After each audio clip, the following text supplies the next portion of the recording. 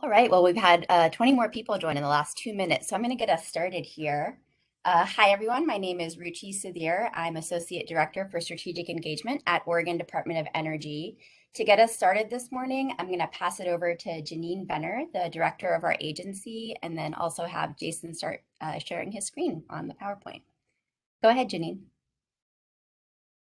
Thank you, Ruchi, and welcome everyone. As Ruchi said, my name is Janine Benner, and I'm the director of the Oregon Department of Energy, and really appreciate folks tuning in this morning to learn more about the floating offshore wind study. And while Jason's bringing up the slides, for those of you who aren't familiar with the Oregon Department of Energy, just wanted to share a little bit about our mission and an articulation of what we do to help you understand our role in this study.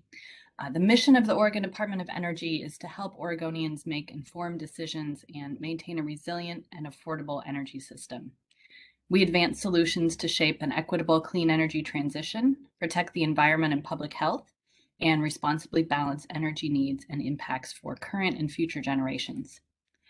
And this study that you're going to hear about this morning focuses on a technology that can really play an important part in that equitable clean energy transition if we can figure out how to balance the needs and impacts. The study is also an example of something that ODO works on every day, which is bringing together energy data, information, and analysis to support a conversation about problem-solving Oregon's energy challenges, and to use this information to support energy education. And this study, as Ruchi and Jason will explain, was requested by the legislature. So I will pass it back to Ruchi. Oh, there you go. So there's what I just went through, our mission and what we do there on that slide if you want a quick reminder. And now I'll pass it back to Ruchi. Thanks so much. Thanks, Janine. Next slide, please. All right, so I'm just going to provide a quick review of our agenda. We're currently in this first agenda item about welcome and logistics, and then we'll spend about 10 minutes on why we're all here, which is HB 3375 and how ODO is implementing that bill through this study process. Then my colleague Jason will be providing background information on floating offshore wind so that you have more consistent information and technology about the technology and energy markets generally. We're really excited that there's people on the line with various expertise and backgrounds, and we want to make sure that you have all of this energy information as well. Jason will then describe the literature review and the key topics and themes that emerged from it. We'll also take any clarifying questions about the literature review and questions at that time. We'll take a short break, just a stretch break, 5 minutes or so, and come back for the bulk of this meeting, which is to spend time on the key topics in more detail and talk about the prompting questions that we've prepared for all of you to respond through our online comment portal. This is a great opportunity at this point in the agenda to ask clarifying questions, so you're well equipped to provide those written comments on the portal. And then finally, we'll talk about next steps and walk you through our online comment portal and take any final questions. Next slide, please.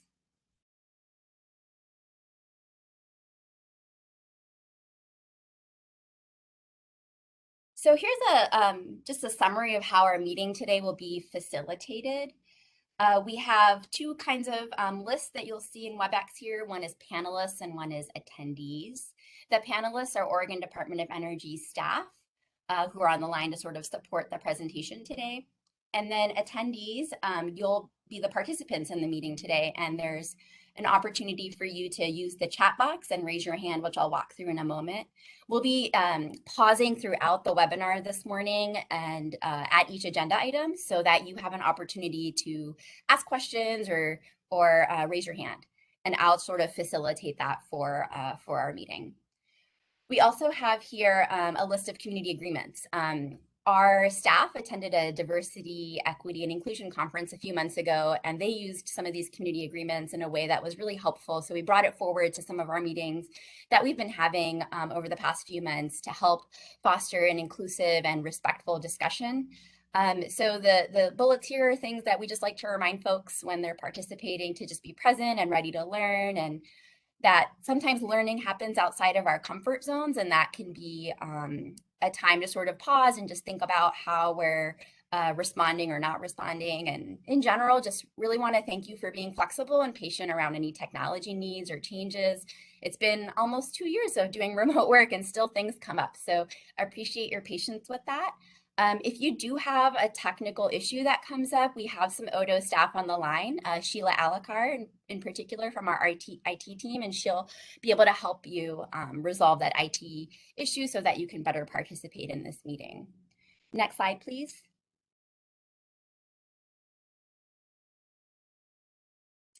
Here's a sort of handy screenshot. If you're not familiar with WebEx, I just wanted to point out a couple of functionalities so that you can participate. I mentioned the raise hand function and I mentioned the chat box. So I just want to make sure that you see where that is on your screen so you can click on that when the time comes. There's two places where you can raise your hand. One is in the reactions spot, which is that sort of little smiley face at the bottom. And then the other one is within the attendees list itself. If you find your name, there's sort of a little gray hand that you can click on. It'll showcase for us that your hand is raised. And then like I mentioned, we have a bunch of people on Odo staff on the line to sort of look out for that. And I'll help to moderate and probably repeat back the questions that I see in the chat or that come up through raise hand. So that's a quick snapshot of WebEx. Next slide, please.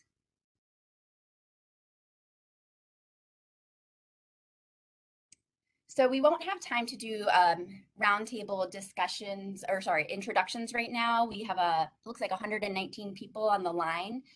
But now you all know how to use WebEx, and I invite all of the participants on the line and any Odo staff that's on the line to use the chat box to introduce yourself with your name, your organizational affiliation, if you have that, or if you're an interested member of the public, that's great too.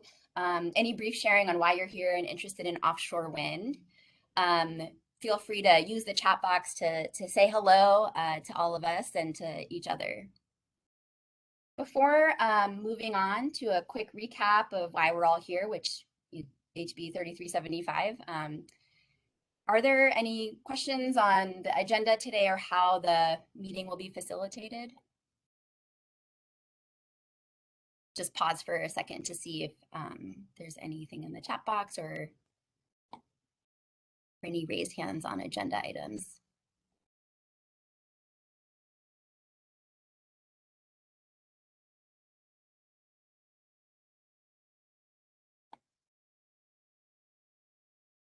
All right, I see some introductions here in the chat, which I really appreciate.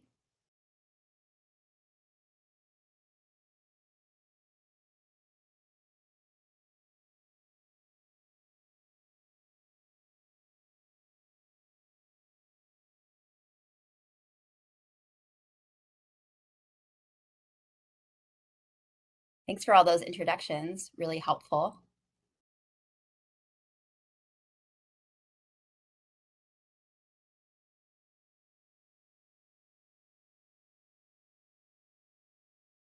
All right, I'm going to move us forward on HB 3375 in the study process. Next slide, please.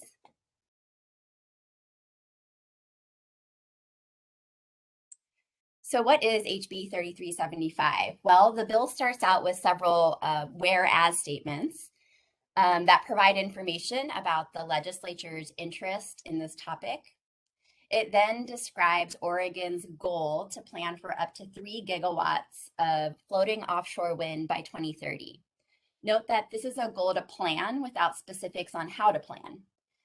Also important to note is that the bill does not commit Oregon to deployment or procurement targets. A few other states like New York and California have had floating offshore bills as well. They go further or they take a slightly different approach. So Oregon's bill is really focused on this planning around 3 gigawatts. Next slide, please.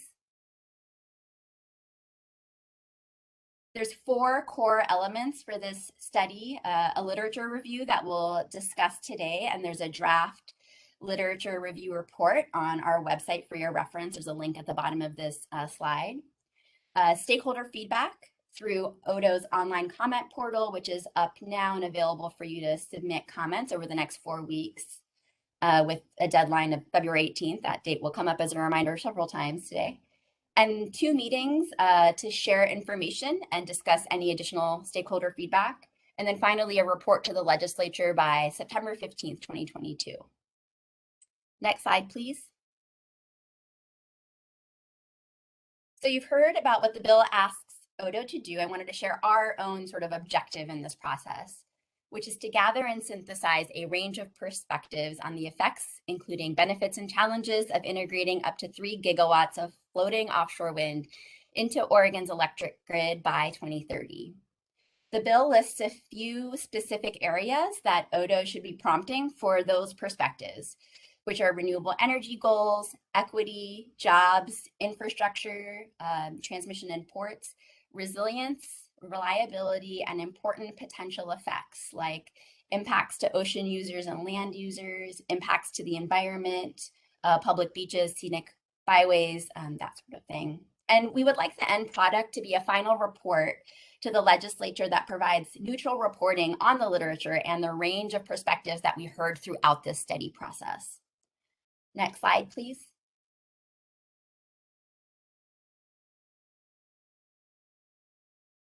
Here is our timeline for bill implementation. We are currently in the data gathering and engagement phase, which is that top row that you see here.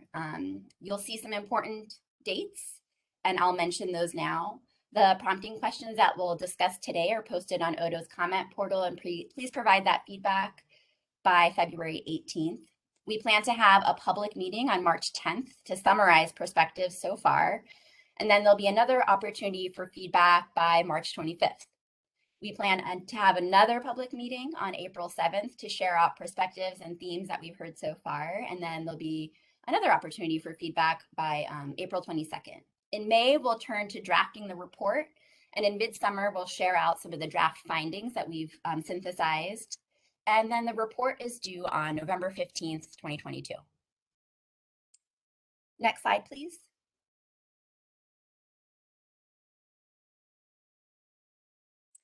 All right, so before we move forward on the background on floating offshore wind and Q&A from all of you, I wanted to pause and just see if there were any questions about the process or the bill or Odo's plans to implement. So I'll just pause there and take a look at the chat and see if there's any raised hands, and ask my colleagues on the line to help look out for that as well.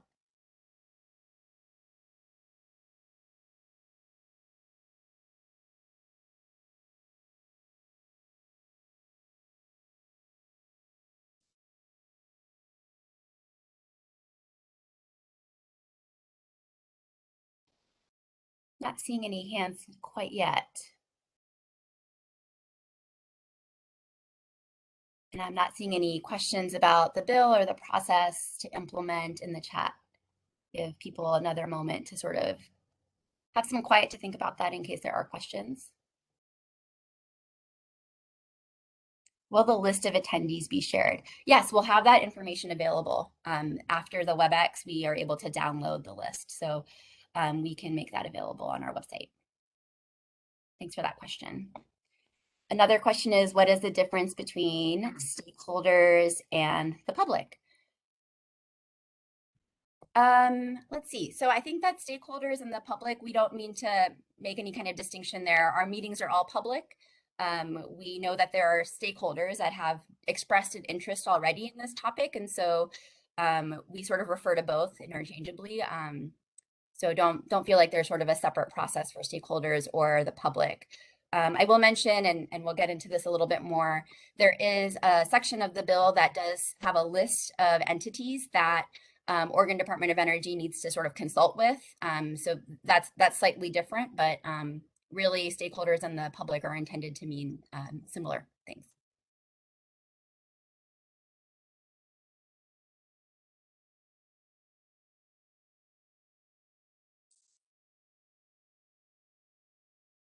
Let's see here if there's any other questions in the chat.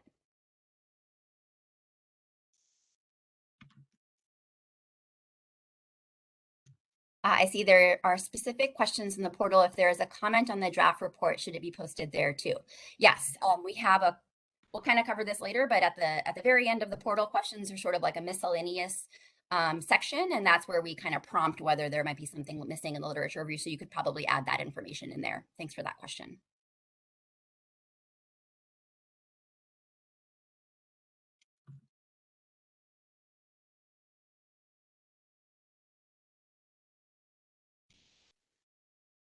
Not seeing any other questions here in the chat.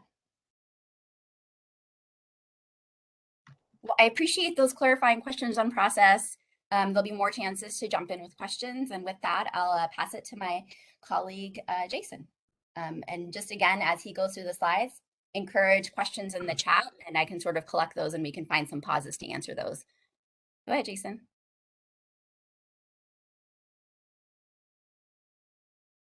Okay, good morning, everybody. My name is Jason Searman, Senior Energy Policy Analyst here at the department, and I am responsible for looking into offshore wind. So I'll be working with everybody throughout the course of this study, and going to go through some technical background here on clean energy and offshore wind, and then I'll circle back and go through a little bit more about the literature review and our process for feedback after that.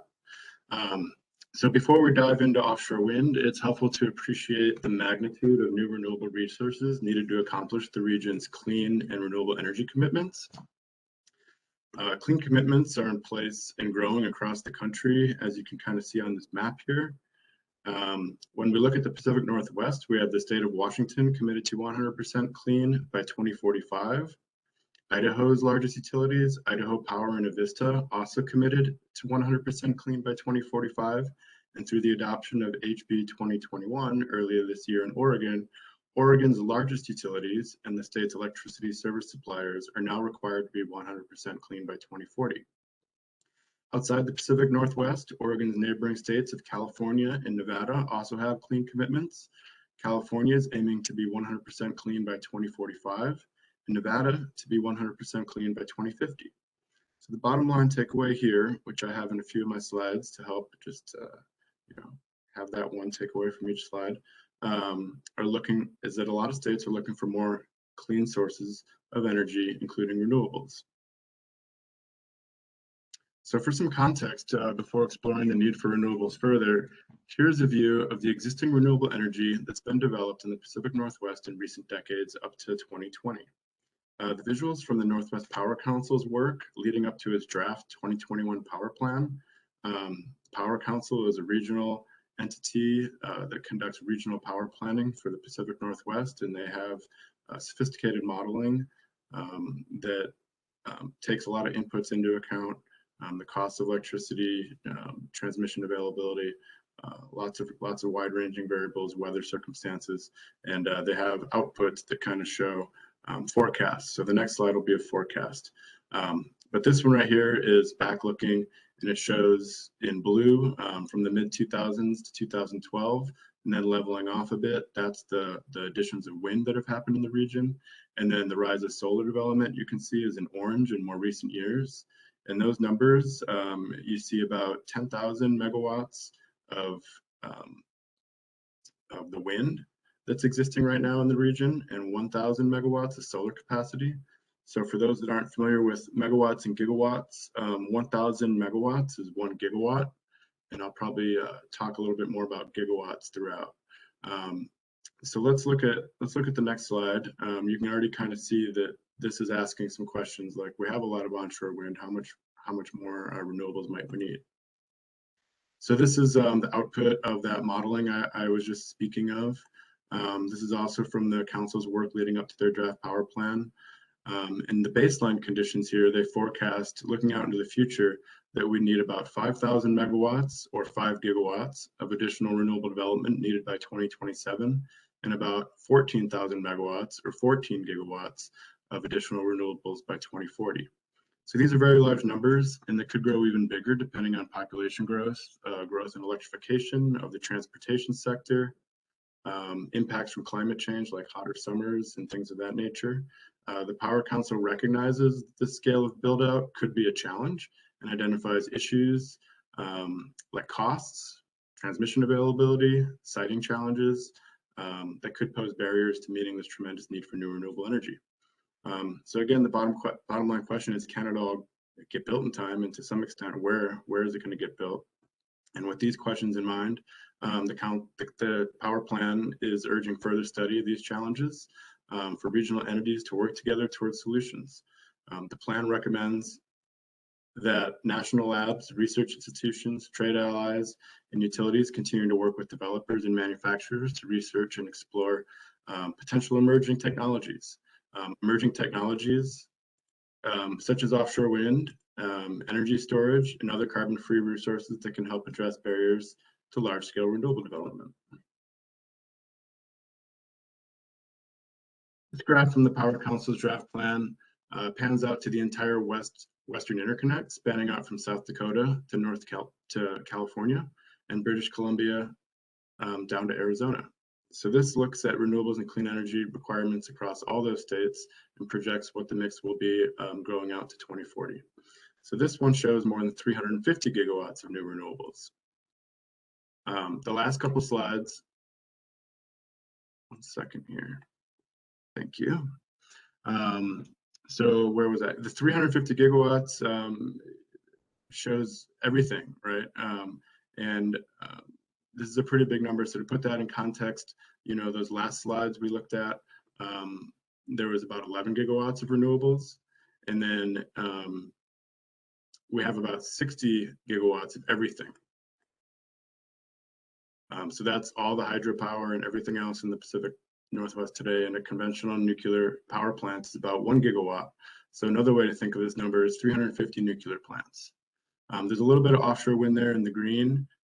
It's you know, with 350 gigawatts, it doesn't show up that much, but one study, a different study other than the power plan, looked at about 20 gigawatts by 2050. And so, you know, there's a lot of trade-offs with any kind of energy project, including these listed in the graph. There's particular environmental impacts associated with each. The resource with least negative impact is energy efficiency, and energy conservation is where we should always start. And that land-based wind at times has negative effects on migratory birds, and solar panels built on commercial properties in urban areas cause environmental damage from the mining of materials used to manufacture the solar panels too. I'm gonna go to the, excuse me one second, actually, I need to pause. Yeah, actually, that's a great time. There's a few questions in the chat that might be helpful to share. There was a question about whether the slides would be posted, and I'll just mention that the slides are, I believe, already posted online at our website in PDF format. There was also earlier a question about what the sort of next steps of the study might be. And I think that we might get to that at a later component of the presentation, but it's really related to the report itself. So if there are any kind of next steps that need to occur after the implementation of this bill are over, it would be contained in that report, which also kind of opens the idea for additional studies and research that might be needed. Just checking to see if there were any other questions. There was a question about the effects of magnetics from transmission lines and what the effect on the marine life, especially crabs, will be, and whether that would be studied, direct current versus alternating current. I think that we're interested to hear if there are some studies or reports that may not be covered in the current literature review. I would just mention that the focus of this study in the bill is really energy focused. So we know that there are other agencies that have better and more specific expertise on many of the issues involved in this subject area. And so we're really looking at the scope of those issues as they relate to the energy pieces, given that we're the Oregon Department of Energy, and that the bill is kind of directing us to look at the energy specific pieces of this topic. I'm just going to pause and see if there's anything else in the chat here that might be helpful to cover.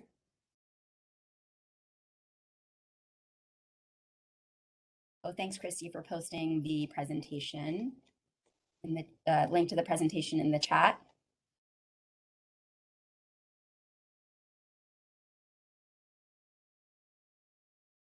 All right, I think I covered the rest of the questions, and we'll keeping an eye on that on this chat and responding with our staff as much as we can. Go ahead, Jason.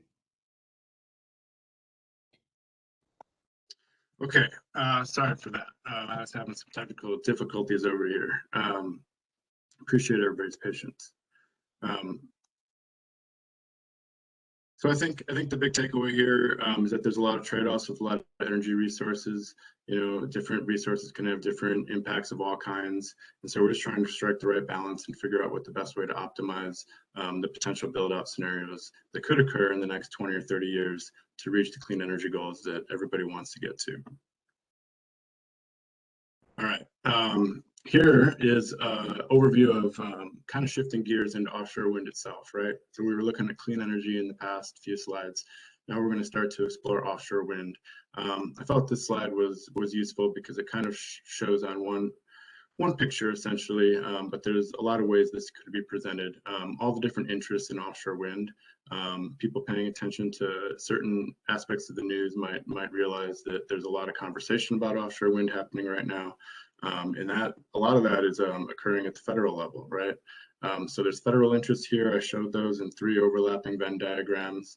The U.S. Department of Energy has done a lot of R&D efforts in, funding projects to help this early stage technology get off the ground. The White House has made a lot of commitments to offshore wind out on the East Coast, but also looking towards the West Coast. The Bureau of Ocean Energy Management, which we'll talk about in a couple slides later, that's the federal agency that's in charge of leasing the offshore wind areas. And then the Department of Defense also has interests. Their interests kind of lie with protecting their mission compatibility. And there's a lot of military installations up and down the West Coast. And these entities, with the DoD, there's a lot of different entities wrapped up with the U.S. military. And so they're, all across the state and up and down the West Coast, like I mentioned. And they're interested in protecting their flight paths, would be a good example, or other kind of areas around the state that they use for training purposes and things of that nature. So they've been funding projects along the West Coast too, to kind of help understand the landscape and avoid conflicting uses and constraints, and just overall trying to make sure renewable energy development is compatible with their missions. And so you can see the state and DoD mapping projects that they've funded here. There's one that's already complete from down in California. That had the acronym of CAMEO Camp. And then Oregon's is what we're working on currently. It's got the acronym ORESA, Oregon Renewable Energy Siting Assessment. And many folks on the line may have heard about this, but if not, we have a link to it here. And then I should note that we have links to, general information about each of these circles and topics and interest groups and projects that are on this slide. And so the data and information arrows kind of here kind of show how everything kind of connects, and everybody's cooperatively working on the renewable assessments and build outs that we're working towards. California also has been awarded some funding from the DoD. They have this Office of Local Defense Community Cooperation. So that is the group that is funding these projects. And they have some new funding to do a detailed technical analysis for transmission infrastructure limitations and opportunities that relate to offshore wind. So the study will map existing transmission infrastructure and provide transmission data and technical data and assistance to further assess offshore wind resources along the coast of Northern California. And with that analysis, is to support California's partnership with DoD and promote early consultation with them to better understand the compatibility of renewable energy projects, like I mentioned, and how that could affect their testing, training, and military operations. And then we're also doing these state studies here. So House Bill 3375 that we gave an introduction of, and the total subject of this meeting, that information could help with their California project, and that California project could have information that Oregon would like to be aware of as well. So everything's kind of connected as the bottom line for this for this slide here, and that there's a lot of overlapping interests. All right, so now a little bit about offshore wind. So what exactly is offshore wind? Well, if I could boil it down to one word, I'd say it's big.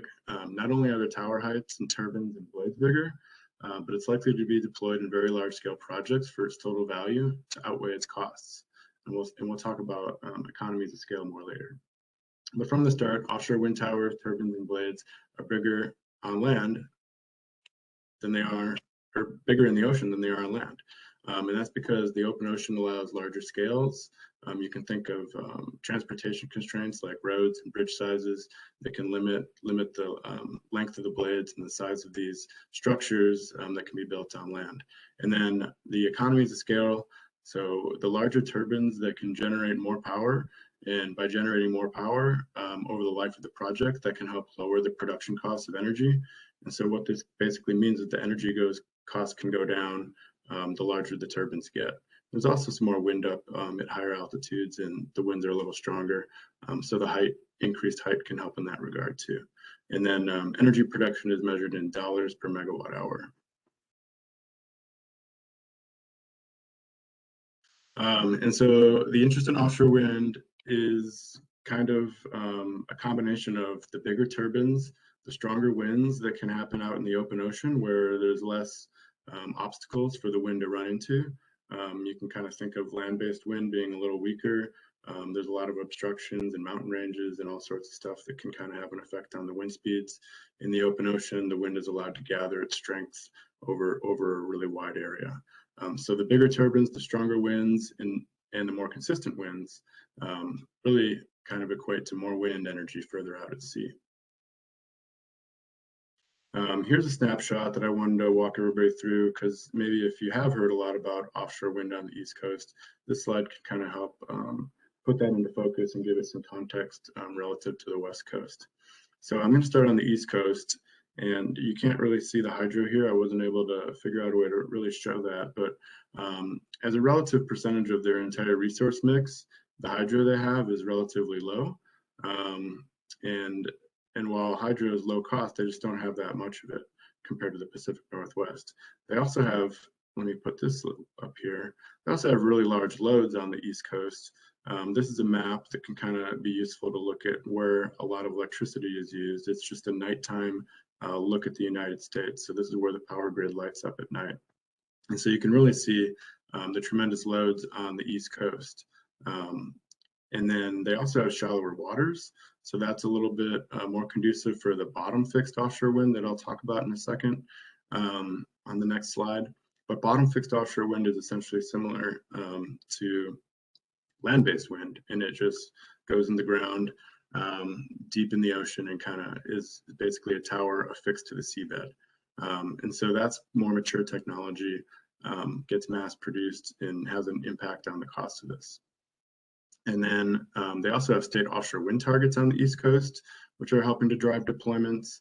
And so when you factor all those in, yeah, they have some offshore wind development, but even in the bottom fixed arena, they only have a few projects that are developed, but there's a lot more being planned for. Then on the West Coast, some of the differences are Southern Oregon, Northern California have some of the strongest winds. You can see that in the dark red there. But we also have that tremendous hydropower resource that I mentioned and that a lot of people are aware of for the Northwest region. And we have coastal loads that are not even really showing up on the map here. And our water is really deep. So that requires this floating technology that's pretty much the subject of this study. And then we also don't have any state offshore wind targets yet up and down the coast. California is working towards those. But none yet. And so we haven't seen any offshore wind development yet on the West Coast, and those are kind of the driving forces. And the transmission's an issue. I'll talk about that in a second. And the floating platforms are also kind of a new emerging technology. So here's the global wind markets in context. I made a reference to land-based wind and the bottom fixed offshore wind being a little, relatively similar in how they're anchored. The land-based technology is, of course, the most mature. We saw the big deployments in the earlier slide, about 10,000 megawatts in the Pacific Northwest. Across the globe, There's 707 gigawatts of land-based wind currently built, and then there's 35 gigawatts of bottom fixed offshore wind. So that technology is kind of still ramping up, further along than floating offshore wind, but not quite as far along as land-based. And the floating offshore wind is kind of a little blip on the map, so to speak, with less than 0.1 gigawatts. So there's just a handful of projects out there right now, and the largest project is 50 megawatts. So relatively small in the grand scheme of energy projects. And the bottom line here is it's a nascent industry. It's emerging, and there's a lot of ambition with several projects in the global pipeline. And we can look to the next slide to kind of think about where their ambition is stemming from here. So the bottom fixed is, this is just offshore, right? So we had all three on the last slide. So these are just the two offshore technologies. The bottom fixed offshore wind, as I mentioned, is the more dominant offshore technology. Why is that? It's because it's more mature and it has that lower cost fixed anchoring, very similar to land-based wind. It's being developed in shallower waters near shore. So in the shallower waters, it's a shorter reach. You're not going out as far into the oceans, and the water depths aren't as deep, so it's relatively less complex to install. And then, you can clearly imagine that if you're looking for shallow waters less than 60 meters, those only exist to whatever extent they are out there, right? There's limited sighting potential. With floating, the new and high cost floating anchoring is something that's there's being a lot of work done on, and they're trying to lower the cost of that. But that's really the key to deploying this technology. I mean, right now that technology is still developing, so it's a little bit more expensive.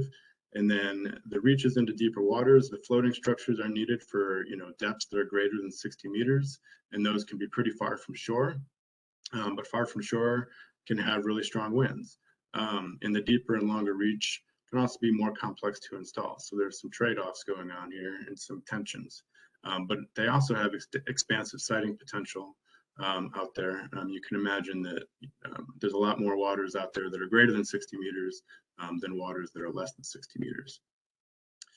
So it's a challenge, but it could have a lot of potential benefits if we can lower the costs. So how does floating offshore wind work? This slide kind of ties it all together. And what would happen initially is wind turbines would literally be kind of tied together with gathering lines out in the ocean. And then there would be a floating substation. And then this is an export cable essentially that exports the power to the mainland grid. And then there would be a tie-in point with the onshore transmission infrastructure. And that could require some significant upgrades, just depending on how much floating offshore wind is potentially developed. So the bottom line here is there's an offshore transmission component and an onshore transmission component, in addition to the floating platforms and the turbines themselves being placed out in the ocean. Okay, so I said a lot about transmission. And here's kind of some slides to really visualize that. This slide here shows the lines that are greater than 345 kilovolts. Those are, basically the largest lines we have. 500 kilovolt lines are pretty common. Those are, in fact, most of what we see here. These kind of lines that look like roads. Those are the large-scale transmission lines. And I just popped up where the offshore wind is at and the relative strengths going from kind of the top of the state down south. They increase the further you go south. And you can see pretty clearly that there aren't any 345 kilovolt lines spanning the coast range from the ocean into the main grid here, up and down the I-5 corridor. And these large transmission lines were built basically to bring power to the large load centers up and down the I-5 corridor. So you have large transmission lines coming in from these large hydro projects out in Southeast Washington and along the Columbia Gorge here. There's other, technologies also on the grid. Out in the gorge is where the Boardman coal facility was built. That was a large project. There was also a nuclear plant out around the Tri-Cities area, and that's a large-scale generating facility as well. So the bottom line here is that, developing these large generation projects drove the construction of those large transmission lines. And the coast doesn't have any large transmission lines right now to support the construction of very large amounts of floating offshore wind. There is some transmission line though. Look at that here. So here you can see the coastal lines. They do exist. They're less than 345 kilovolts, primarily 230 kilovolts and 115 kilovolts. And there's essentially 5 pathways in Oregon. And it looks like there's another pathway that kind of comes down into California there. But there's essentially 5 pathways for Oregon. And, the big takeaway here is that as economies of scale might drive up floating offshore wind projects, that there's kind of an upper bound or a limitation currently without upgrades to existing transmission infrastructure here. And a little bit about siting and permitting too. So floating offshore wind would fall under federal jurisdiction, with the Bureau of Ocean Energy Management, or BOEM, controlling the leasing of offshore areas. And they control an area out to 200 nautical miles from the coastline. And then there's a break line in jurisdiction where development activities within 3 nautical miles from the coastline fall under state jurisdiction. However, this break line doesn't mean Oregon wouldn't still have input into the federal permitting process. Under Oregon's Coastal Management Program, the Oregon Department of Land Conservation and Development, or DLCD, they also perform a consistency review against the state's territorial sea plan for projects located within the 500 fathom depth contour. So you can imagine a depth contour line.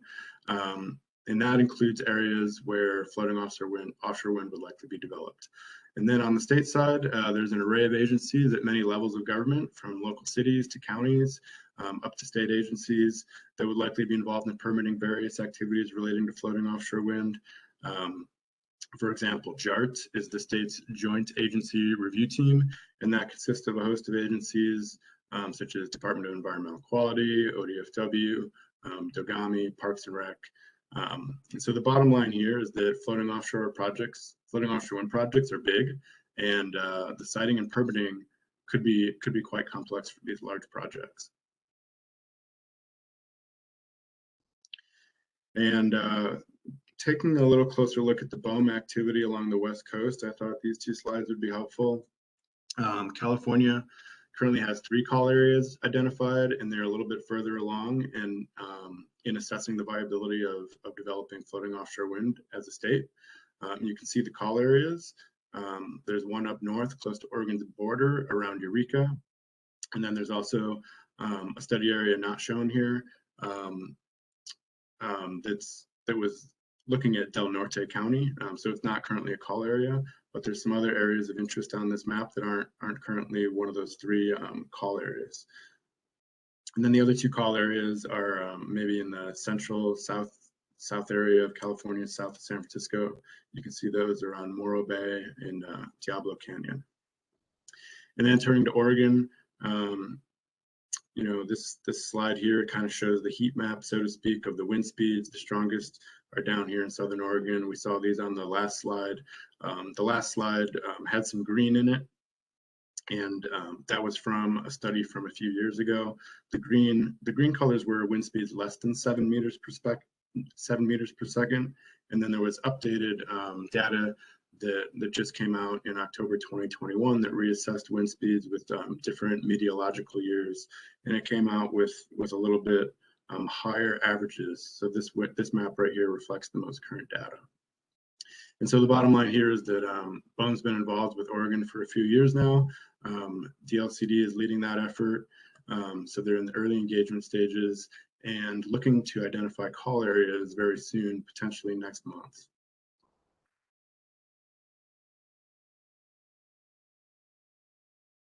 Okay. Thank you so much, Jason. Yeah, I'm going to take one pause just to check in for questions. And perfect. So I am just going to pause us here. That was such a great wealth of information that Jason provided about the energy landscape and floating offshore wind. There's been a ton of really great questions in the chat that people have been offering. I'm just going to cover them in case you don't have access to the chat or are not tracking there so that you have the benefit of that Q&A. There was a question about whether the agency will be studying impacts on marine life. We shared that Oregon Department of Fish and Wildlife and National Oceanic and Atmospheric Administration, also known as NOAA Fisheries, have been involved in that topic on both the state and federal levels, and those would be two agencies that would be a good place to start on potential impacts on marine life. Our study is more focused on the energy pieces, and we don't have the expertise in-house to study fishery or marine life issues, so we don't want to pretend like we have that expertise, but our colleagues over at Oregon Department of Fish and Wildlife and NOAA Fisheries have been working with BOEM and DLCD through various other processes that Jason had mentioned in that bubble diagram. And there's some good research that they've done and analysis that they've done on those topics. If there are studies or reports that speak to impacts on marine life as it relates to the potential for energy development or energy costs or markets, we would really welcome those suggestions. There was also a question around how the West Coast faces challenges from earthquakes and tsunamis and what the plan is to ensure infrastructure could withstand those catastrophic events. We expect potential challenges related to earthquakes and tsunamis to be a focus for potential developers or utilities and those who are working on the floating offshore wind platform and technology itself. But if you're aware of studies or reports that could be helpful in our literature review related to that, we would welcome those suggestions. There was also a question of what the unit of measurement for wind speed was, miles per second. Another attendee actually answered that, which we very much appreciate. It's typically meters per second is what Eric from Virginia Energy shared. There was a question around, given the slides Jason covered, had some discussion about how there's some complexity in installation and what the maintenance level might be and how much shipping traffic there might be to maintain arrays, as well as whether there are any studies or information on how floating wind turbine mooring lines can impact commercial fishing. That is a great question. It's also a space that we don't have in-house sort of expertise on, but we do expect that maintenance needs would be an area of focus for developers and utilities as well. And those typically are kind of represented as a potential cost for a project that is reflected in some of those market dynamics that Jason was talking about. Bureau of Ocean Energy Management and Department of Land and Conservation Development may have more information about shipping traffic. They are looking at some of those siting considerations, as well as commercial fishing related issues. So if you have suggestions on studies, reports related to that have a focus on energy, we would really welcome those suggestions in our literature review. There was a question about whether cables would be buried until out of the water or laying on the seafloor. I think, Jason, I'm not really sure if that's been covered in the literature, but that might be based on a sort of case-by-case proposal by a developer. Is that right? I think so. The question was whether how the configuration or how the offshore cables would be deployed. Yeah, I think the literature, or at least what I've read from you, has shared that there could be, different configurations based on what a developer proposes in a potential leasing opportunity. And so I don't think we have the answer to that question, Tim, but the literature does, I think, show that there are some different configurations. So I think the answer is we're not sure, but we welcome any studies that we might have missed that have some sort of energy-related specific implications on cable burying or laying on the seafloor. Let's see. There's another question of how will existing various undersea cables existing in territorial sea and federal waters affect planning and siting? My understanding is that fishermen and industry alike don't like to cross these lines, so may narrow opportunities for siting and landing as well. I think that's a great point, Charlie, and I think that might be something that comes up in the BOEM and DLCD process and thinking about siting considerations through a potential leasing that ODO is also following as well. And we have a section in our study about siting and permitting that kind of narrows some of those topics to think about how that might relate to the energy implications in the market. So stay tuned on that. Are transmission lines used for hydro and fossil fuel generated power compatible with wind energy generated power? Is there more management involved due to inconsistent wind patterns? Great question, Mike. It's a topic of conversation within the Oregon Department of Energy quite a bit. Jason, do you want to share anything on transmission lines? I know that you authored an article in our last biennial energy report about transmission. Anything you want to add Yeah, there? for that question, the answer is yes. I think in the affirmative, and the transmission lines are capable of sending any electricity from any type of technology. Mm-hmm.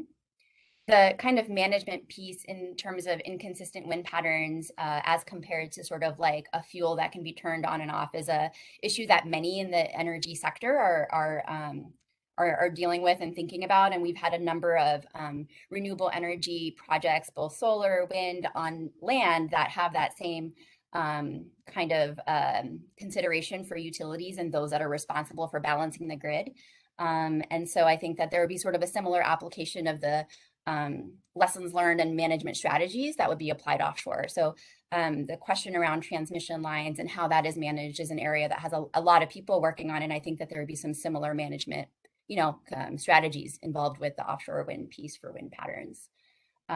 Mike, if you're aware of any kind of studies or reports that we should be looking at in that topic for offshore, we would welcome those suggestions in our in the comments in the literature review. Let's see here. Definitely suggest need for assessment of potential impacts on marine mammals and seabirds. Thank you, Michelle. Will Odo study attempt to capture the varying economics of placing turbines in different wind speed areas? The focus of our, Robert, thanks for that question. The real focus of this bill and this implementation is to conduct a literature review and collect the perspectives of our stakeholders and the public in the potential for 3 gigawatts being planned for development offshore. But it's not an actual siting question or where we might be able to anticipate varying economics. We don't expect to have sort of our own technical analysis occurring. It's more about reviewing the literature, sharing it, and giving an opportunity to get those qualitative perspectives in from stakeholders on those questions as well. So I don't expect the study to capture that type of analysis.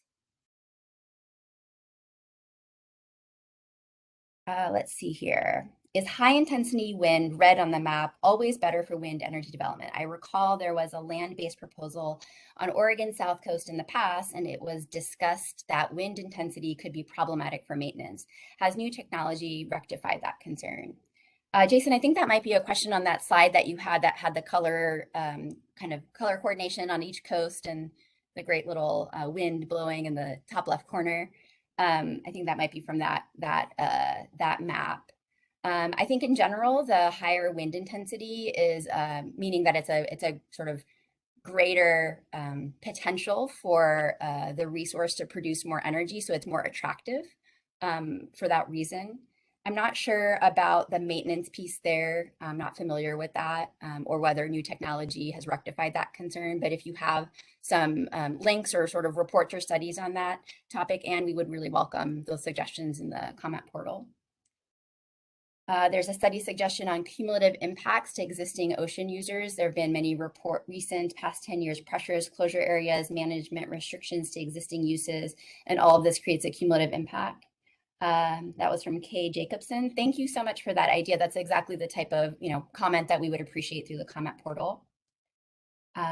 There's probably some study needed related to cables and impact on crab, given results of similar studies on brown crab off Scotland. Thank you, Tim. All right, I think that I've managed to get through.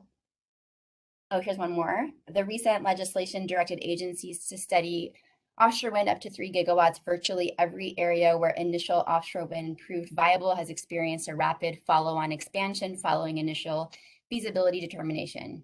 Given that offshore wind is scalable, will any consideration be given to expansion of offshore wind beyond the current study level? Thanks for that question, Mike. We're really focused on the 3 gigawatts part of the direction in the bill. The bill does talk about sort of ideas for further research or analysis, and that might be something to consider in the comments if that's something that you would be interested in.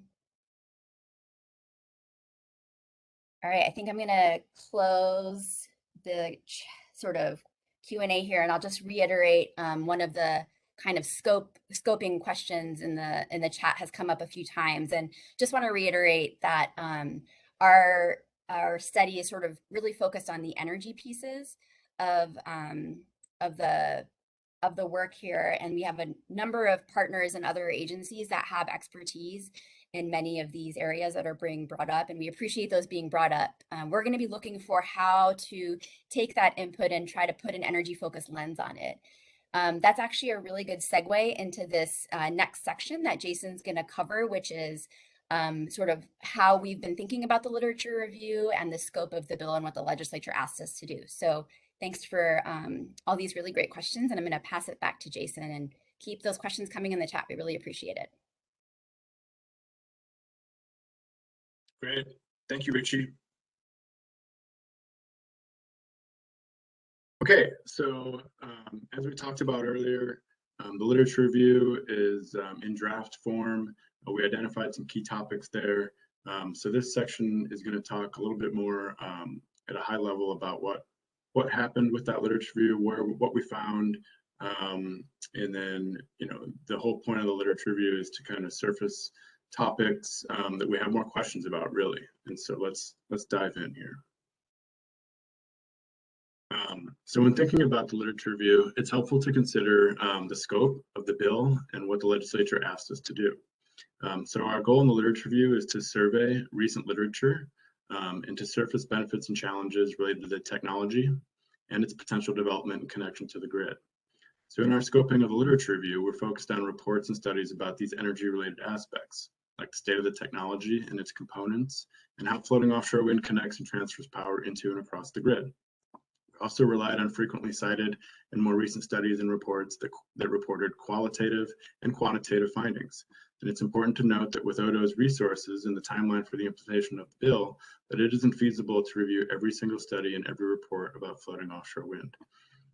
The department doesn't have the technical expertise or technical resources, nor a sufficient time frame to engage in separate technical analysis that can either confirm or challenge the quantitative findings of the existing studies and reports we reviewed. We're just reporting out on what we've examined. So yeah, I think I have a couple more things on the next slide. So another way the department scope can be viewed is along the question of, can floating offshore wind get built? So in other words, what are the key factors affecting its value? Are there buyers in Western power markets for that type of energy? And are there siting and permitting challenges? To this last point, while the scope of the study is primarily focused on the energy sector, the department does acknowledge that there are many important resources and topics of interest to tribes, communities, industries, and environmental and natural resource groups, for example. There are other agencies with expertise in ongoing processes better suited than the Oregon Department of Energy to directly study and report on those important topics. The nexus to the siting and permitting of energy facilities with the energy sector is that complexities in jurisdictional siting and permitting review processes, such as potential impacts to important resources and human activities, potential environmental impacts, potential impacts to ocean and land users. These can all lead to additional time and costs, which may make projects more challenging to develop and less attractive in energy markets compared to other energy resources. So the body of literature is continuously expanding with new research and studies rapidly emerging due to increased interest in the offshore wind market. Therefore, references to additional research and studies may be included as part of the final report to the legislature. ODO does not intend for the summary of key topics identified from its literature review or themes from stakeholders feedback that we're going to ask for today to convey an endorsement from the department or the state of Oregon. This will be made clear in the fourth core component of the study process, which is developing that final report to the legislature. And again, a reminder that that'll be submitted September 15th, 2022.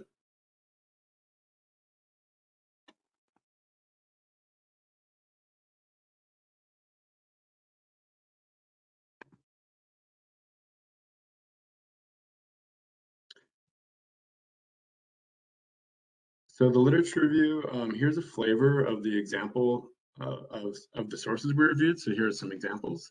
It was primarily national entities, U.S. Department of Energy, National Renewable Energy Lab, Pacific Northwest National Lab, the Bureau of Ocean Energy Management has some extensive engagement efforts that are ongoing.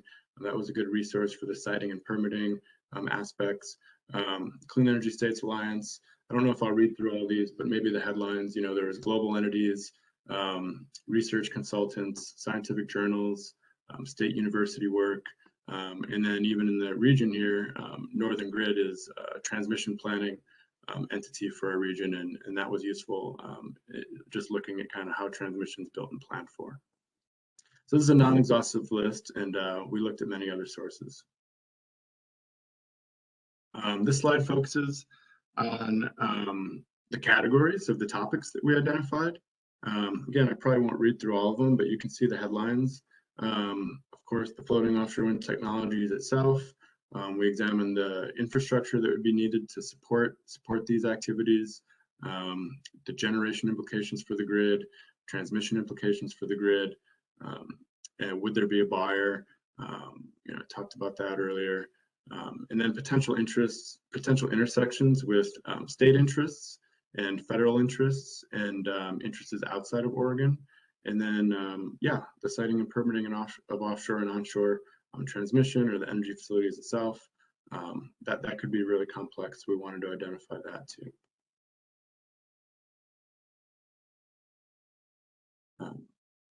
All right. Well, thanks. Break.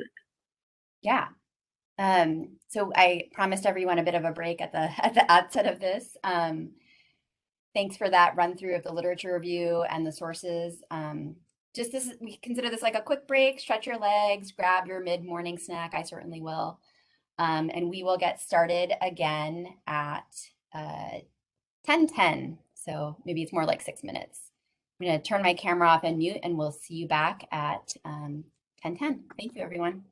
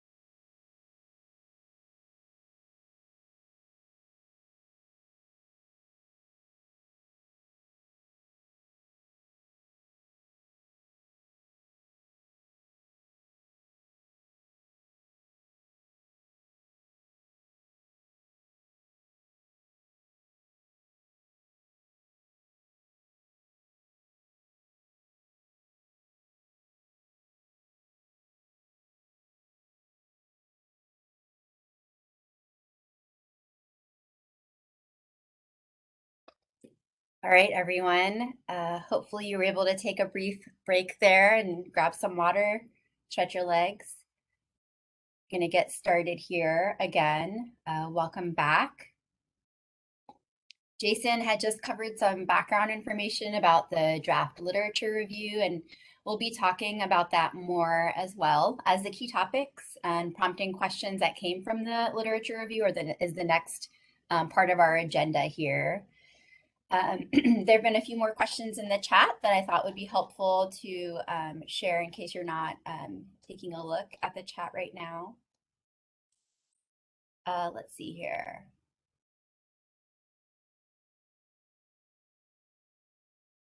I see Michelle's comment about speaking of electromagnetic fields, and crab sharks are highly sensitive to electromagnetic fields, expanding suggestion to include need for impacts on sharks as well. Thanks for that comment, Michelle.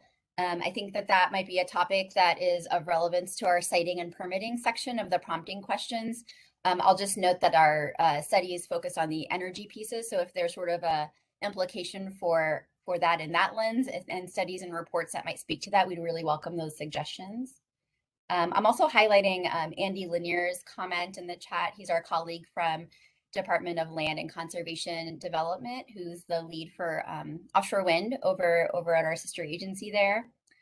He had mentioned that some of the analysis that has come up or ideas for state territorial sea plan specifically would be occurring as part of Oregon's federal consistency review process, which would be occurring during a specific project review when construction and operation plan is provided to BOEM. And I welcome Andy to share more about that process or links if that's helpful. There was a comment about converting each turbine to AC, reducing copper usage. It's interesting. Thank you, Lawrence. And better yet, use tower to pump water and use water turbine to make alternating current. I noted that at the bottom of one of the slides that Jason had of sources that's not an exhaustive list, which Jason also mentioned, but I also added that there's an endnote section at the end of the draft literature review report, which is posted on our website, and that's where you could find the sort of full list of sources that have been reviewed so far. David has a question of, I understand that an early version of the bill had designated 500 megawatts of the 300 gigawatts to renewable hydrogen production. What consideration or interest is there today for including hydrogen production in the floating offshore wind study? That might come up in some of the prompting questions that we cover as it relates to off-takers. And so that might be an area, David, to tune in on. And if you have ideas or studies or comments related to that, I think that might be a really good place to slot those. Let's see here. I did not see any utilities, BPA, Pacific or CAISO listed in the reference data. These folks have been doing some studies and may have some useful info on transmission line issues. That's great. Thank you, Brian. I think BPA, Pacific or CAISO studies, I don't have the sort of endnotes memorized quite yet, but I know that those were part of some of the earlier analysis and maps that Jason showed, so it might not be specifically listed in the resources. But if you do have some specific reports or studies from those organizations, we would really welcome that to make sure we didn't miss anything. I appreciate that comment. Was there any literature discussing lessons learned from Scotland offshore wind, which has been the longest in operation? Great question, Kathy. I am not sure, but I can let Jason know that is a question that you brought up. If you have some of the links or reports or studies from that, we would really welcome those in the comments for our comment portal. Let's see here. From Carolyn, is Oregon PUC involved in this process for transmission planning, value of offshore wind assessments, and electric customer rate impacts? Great question, Carolyn.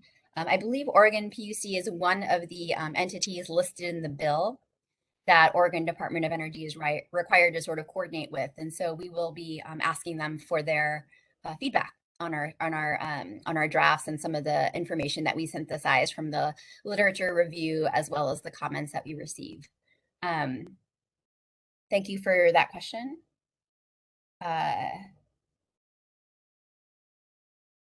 see.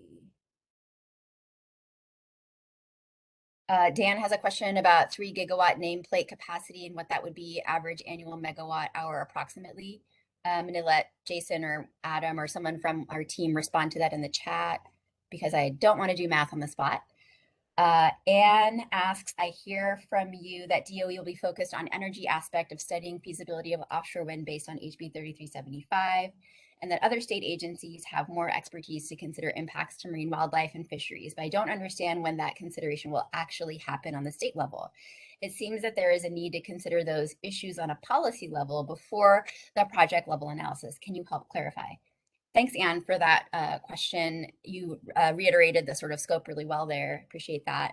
I see your question is kind of the intersection between the processes that we have in the state, and that is sort of, I think, defined by the state legislature and the federal government.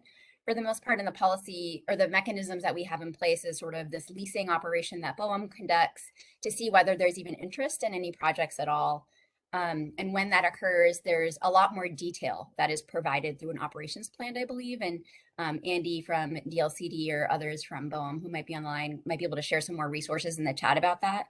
But I think that some policy analysis and consistency with Oregon's policies occurs when that level of detail is provided.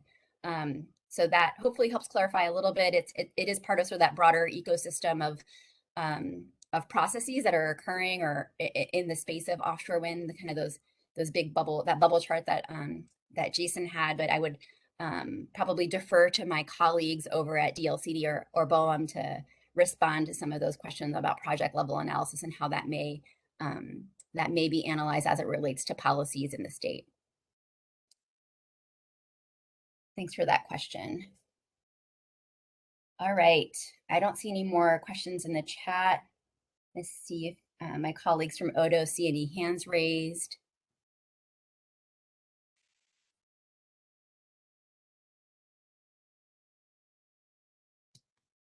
All right, I think I'm going to get us started again then and pass it back to Jason to cover the key topics and prompting questions that came from the draft literature review so far. And as I mentioned, we're going to be pausing after each of the sort of key slides to check to see the chat or raise hands. We're really open to your questions. We're wanting to make sure that the questions in this part of the section are focused on clarification. So we're not asking you to actually answer the questions right now. You have like 4 weeks to think about that. But we do want to make sure that you are well equipped to answer those questions. So if you have some clarification of like what this question means or what kind of information might be helpful, that's the type of thing that we're hoping to hear from you through this section so that you're best equipped to answer the questions that we have prepared in the study. I'll also just kind of mention, I think Jason will too, you don't have to answer every question. We're looking for the broad range of perspectives and information and lived experience and data and information that you might have. So with that kind of intro, I'll pass it back to Jason.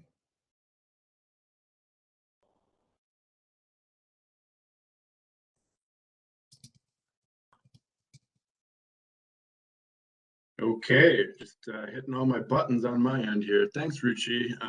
Yeah, it's really important to kind of reiterate the scope and appreciate that. Then before we move along here, let's see, can figure out a technical thing on my side here. Yeah, no worries, Jason, take your time. We have a lot of windows open through WebEx. So if you're not familiar with WebEx, it's been an interesting journey to use for our meetings.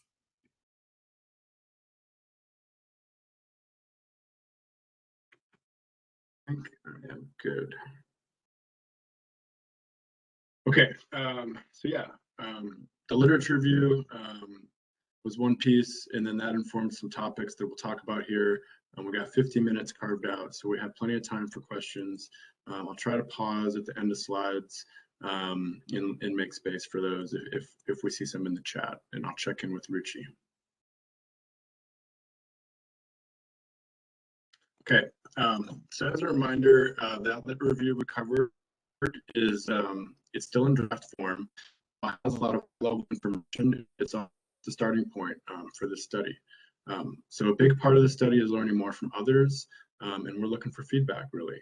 The bottom line here, Ruchi reiterated it just before, is plug in where you can on these questions. There's no need to respond to all of them, but we do have some questions, and they're kind of targeted yet relatively open-ended, and they're just designed to kind of make easy plug-in points for feedback. So the report surfaced a lot of key topics, and we're interested in hearing more from others to help us learn more about floating offshore wind and to learn more about the benefits and challenges it could have for Oregon communities and the grid. So with that in mind, we created these questions.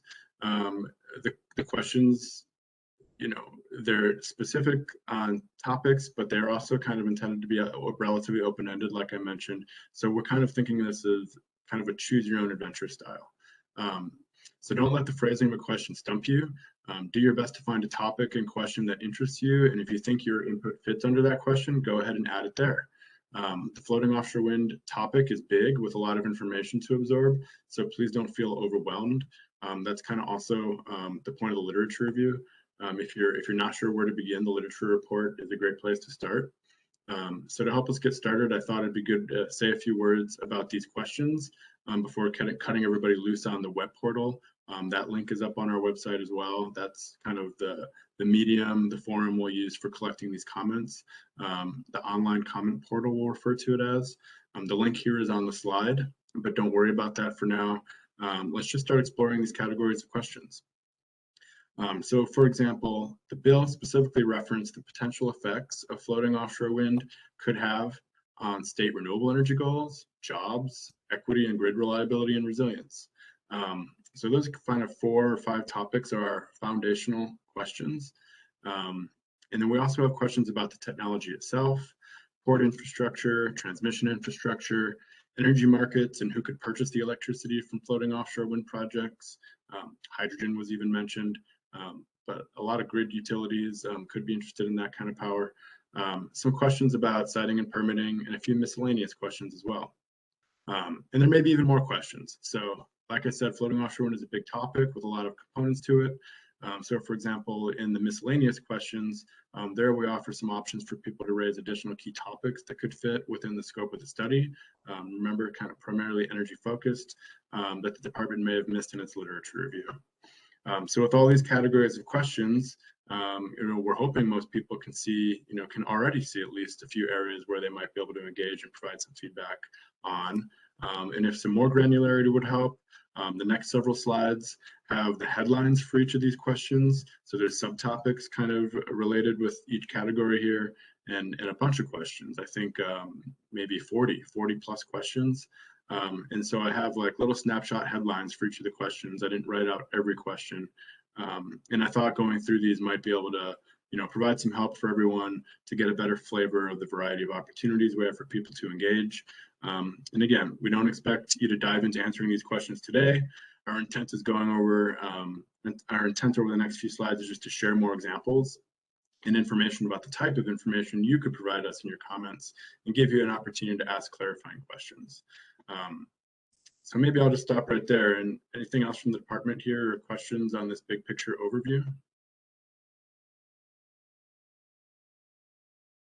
think I'll go to the next slide unless anything pops up. Okay. I don't see anything yet. Go ahead, Jason. Thank you. Great, thanks. So as I mentioned, the bill specifically mentioned each of these topics here on this slide, and we're interested in your input on these. So this is kind of where the questions start. Your communities and organizations, you might have overlapping interests on any of these topics. For example, can floating offshore wind contribute to a 100% clean power grid? Are there job forces, local job forces along the coast perhaps, that might benefit from this type of work? All the work related to offshore wind construction, maintenance activities were talked about earlier. What kind of jobs could this bring to the coast or other areas of the state? What about equity? Could offshore wind be an opportunity to help bring new, well-paying jobs to their communities where incomes may be relatively low or less than the state average? How about environmental justice outcomes? How could offshore wind impact those? Environmental justice, just a quick dive into that topic, is equal protection for environmental and health hazards. and meaningful public participation in decisions that affect the environment in which people live, work, learn, practice, spirituality, and play. So environmental justice communities typically involve minority and low-income communities. Other examples are tribal communities and other communities traditionally underrepresented in public processes. So how could offshore wind help in these spaces? And how could it help increase the reliability of the coastal grid or potentially improve the resilience of communities in the event of a power outage? So these are kind of what I'm putting in the bucket of foundational questions, mostly because they relate to things that were clearly articulated in the bill language. Any questions or anything else from the department on this slide? Thanks, Jason. I'll just pause here to see if there's any clarifying questions in the chat on what the prompting questions under the foundational questions kind of heading. Let's see here. Will the study specifically address the contributions to offshore wind to resource adequacy in the state and broader region? Does that fall under reliability? Great question, Robert. I think that that's covered a bit, but I think that, Robert, if you have some references to studies or reports that might speak to that issue a little bit more, we would really welcome that. Jason, do you have anything to add to that? Yeah. I mean, it could go into a few different places. I think it'd probably go into the 100% clean target, because the way I'm thinking, I mean, it might be more apparent as you go through the questions for any stakeholder, but reliability has a lot of different aspects to it. It's kind of a nuanced subject. I think of it kind of with generation, and I think we might have another question that relates to reliability and generation, power supply, resource adequacy from the generation aspect. Then there's also kind of transmission reliability. How reliable is the transmission system? Does it have the capacity to supply power? Is it constrained?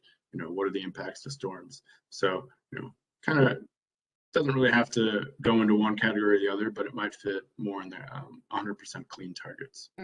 Yeah. So Robert, you know, one of the things in the instructions that Jason will show in a minute, I think later, is that in the instructions for comments, we're asking for, you know, examples or information that might help answer that question, but really hope to get those references or links if they exist. So really appreciate that RA question, because it is an area that's very topical in the energy sector. I see another question. Will there be a discussion around the economics of offshore wind compared to other emerging technologies in the clean and renewable energy sector? Jason, do you want to take that one as to whether there's a foundational question or another space in which that type of input would be helpful to hear from stakeholders and the public?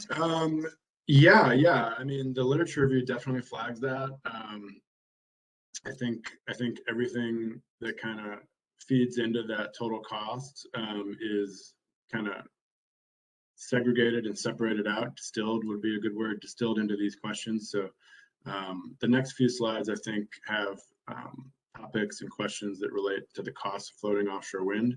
And so, you know, if there's input, feedback on how those costs compare relative to other technologies, and you can kind of choose your own adventure and probably stick it in, you know, the turbine category or the floating platform category. And there's a lot of cost elements and questions relating to those that we've parsed out for people.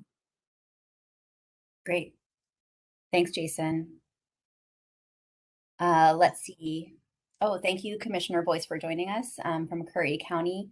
Wondering about resources coming back to the counties, long-term leases.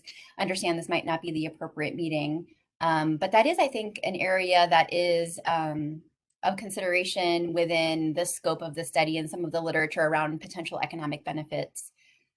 Is that something, Jason, under this economic development heading that they're prompting questions are sort of seeking some input on? I think that is the perfect spot for it to plug in.